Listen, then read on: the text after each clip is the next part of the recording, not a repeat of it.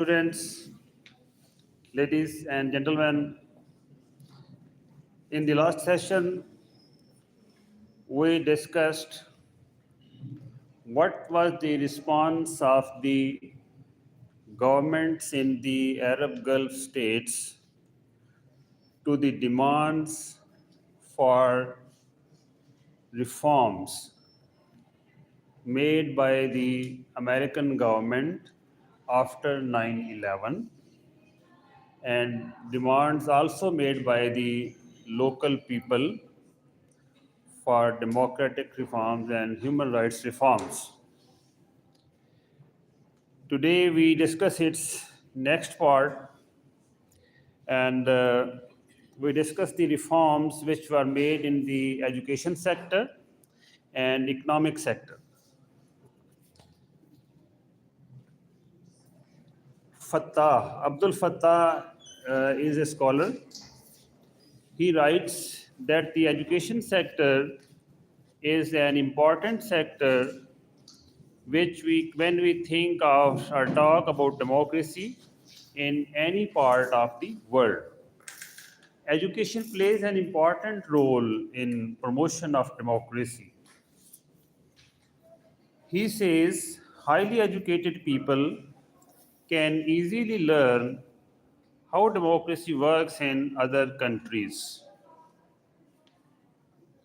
He says their cost of getting information is low. Because of this, such people show more support for democracy. Learned people, educated people, they show more support for democracy. The ruling regimes in the Gulf Cooperation Council countries introduced reforms also in the education sector. In Saudi Arabia, the religious elite lost its exclusive control over girls' education in March 2002.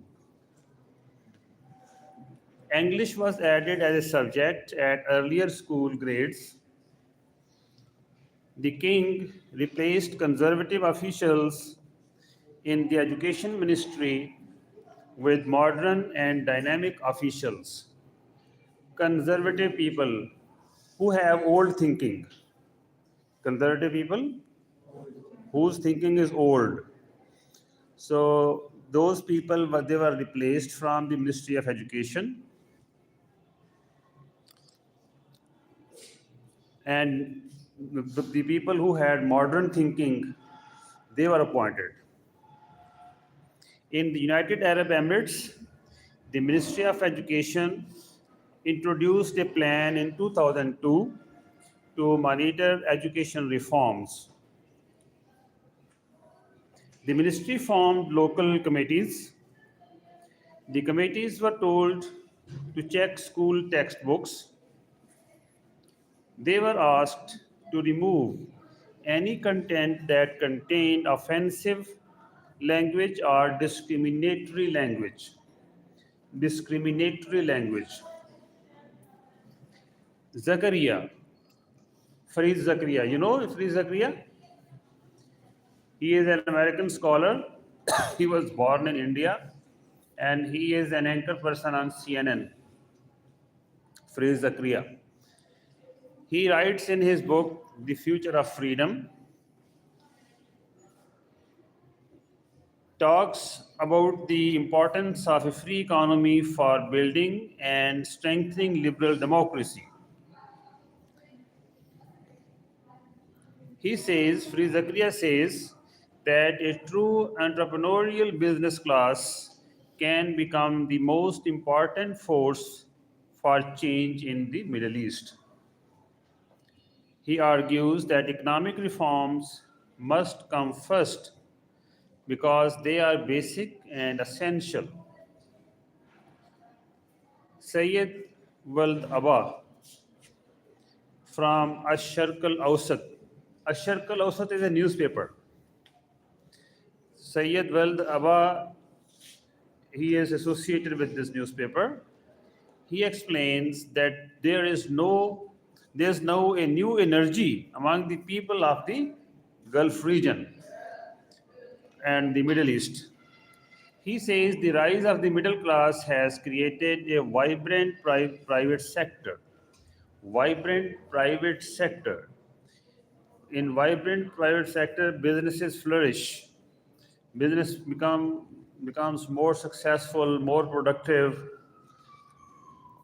He says this private sector has helped push people toward demanding reforms. When private sector becomes stronger, middle class, it becomes prosperous, and it then it starts demanding political rights. So an expanding middle class is important for promotion of democracy. Oman and Bahrain signed free trade agreements with the United States. Kuwait signed a trade and investment framework agreement with the United States in 2005. The United Arab Emirates made a TIFA Plus arrangement with the United States in 2007. Bahrain allowed labor unions for the first time after signing the free trade area agreement with the United States. The private sector in the Gulf has now grown strongly. It has reached a level where it openly highlights demands for reform in the region. The next section is civil society, media, and freedom of expression. Gulf monarchies loosened their control over civil society. Loosen, to make something loose. Gulf monarchies loosened their control over civil society after 9/11. In Kuwait, in May 2006, the Constitutional Court cancelled 15 sections of the 1979 law on public gatherings. Public gatherings, you hold public gatherings. Your leaders come, you join them, and you have a good time. Okay? You enjoy it. Public gathering. But these public gatherings are not allowed in all countries. So in these Gulf countries, public gatherings were not allowed. Even still, it is not open in all countries and for all people. So there were restrictions, there were laws that people cannot get together. They cannot hold public gatherings.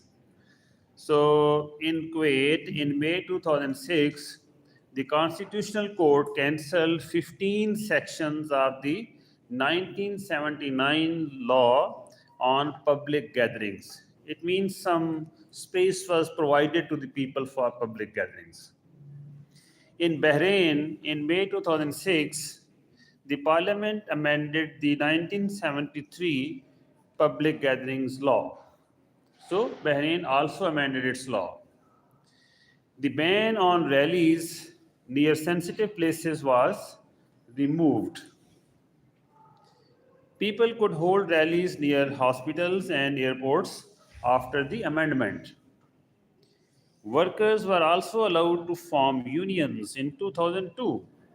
Just imagine, before 2002, workers could not have unions. So they were allowed in 2002 to form unions, workers.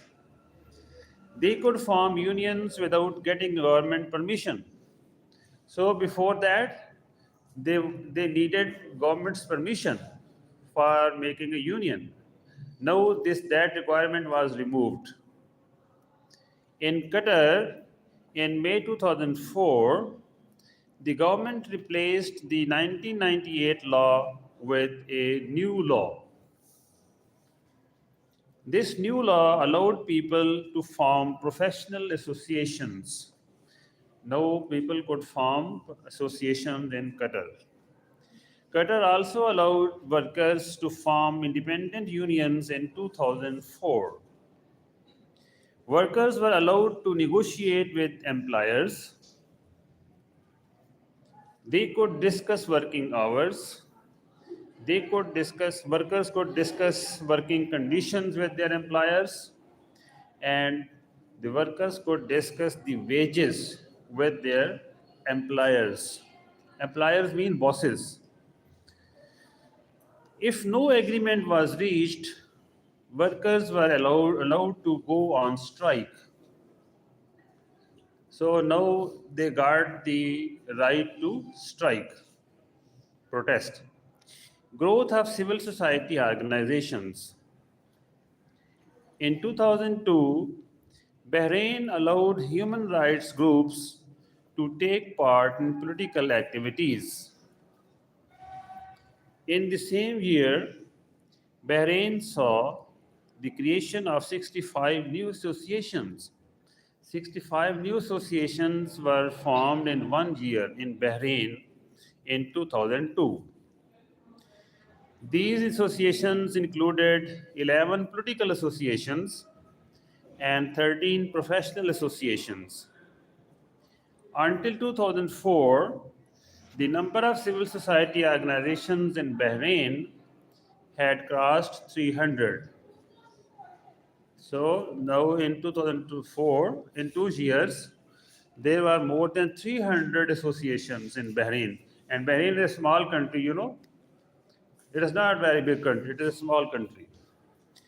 Kuwait by 2006 had 55 different societies. These societies worked on religious issues, gender reform, political liberalization, and economic liberalization. About 40,000 people were members of these societies. In the United Arab Emirates, UAE, civil society became more visible after 2000. Kuwait approved its first human rights association in 2004. Calls for reform from civil society. In March 2003, 6 political associations in Bahrain issued a declaration. They demanded more reforms. They asked for expansion of political rights. They also asked for expansion of individual freedoms. They also emphasized the need to empower women. They also called for ending corruption. So these demands were made. Before 9/11, people in these countries, in many cases, they were afraid of making demands. Now they felt some confidence. They became more confident and they started making demands. So, media reforms and new developments. Media and freedom of expression saw some positive changes, witnessed some positive changes. Oman created the Gulf Press Freedom Organization. The aims of this organizations were to support freedom of expression, to improve human rights conditions, and to provide professional help to media workers in the Gulf and Yemen.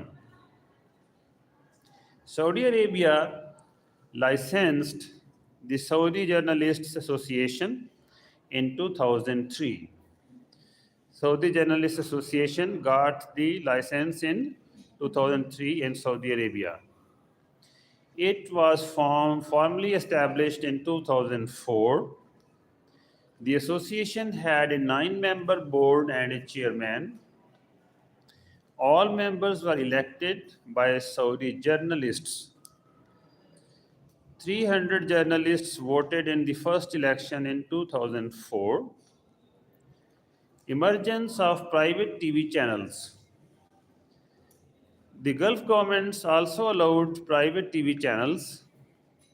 Before this, most media was state-run. State-run means it was in the control of the governments.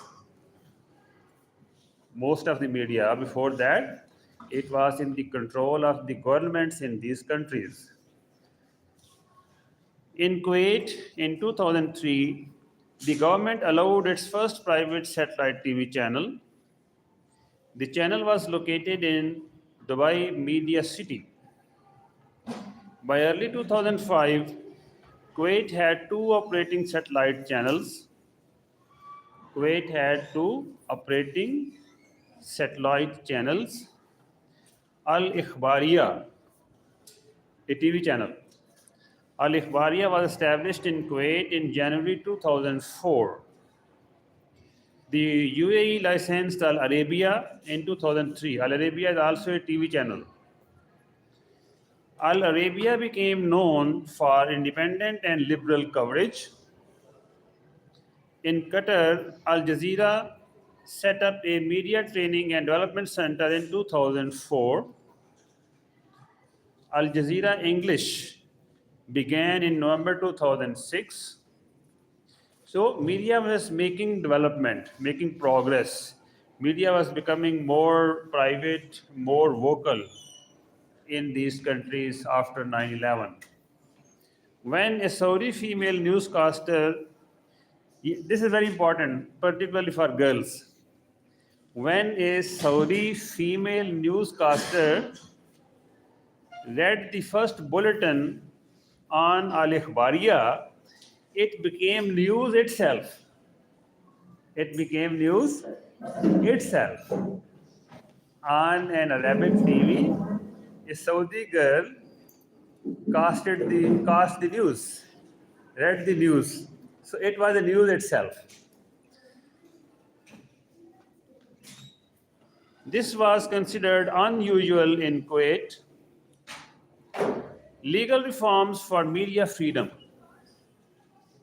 Legal reforms for media freedom. Bahrain took many legal steps to strengthen media and to strengthen freedom of expression. In 2002, Bahrain introduced new press laws. These laws said publications cannot be shut down without good reason. Publications, for example, newspapers, magazines, okay? So in these laws, it was promised that publications cannot be shut down without good reason. Must be some justification. In May 2007, the Upper House Shura Council passed a draft law. This draft law aimed to remove criminal penalties for journalistic offenses. Journalists were often punished for various things, writing different things or publishing different things. In May 2008, the council ended imprisonment of journalists. Now, in 2000, after May 2008, journalists could not be imprisoned for offenses. So it was a good development for journalism, for media, for freedom of expression, for their rights. It stated that editors cannot be sued for articles they did not write. So before that, an editor of a newspaper could be punished, could be drawn to the court for publishing an article which was written by someone else. The editor did not write the article, did not write the news story, but even then the editor could be punished for publishing it. Now in this law, it was said the editors will not be sued for articles written by others. Clear? Got the point? So with it, this part comes to an end, comes to the end. How much time we have? Okay.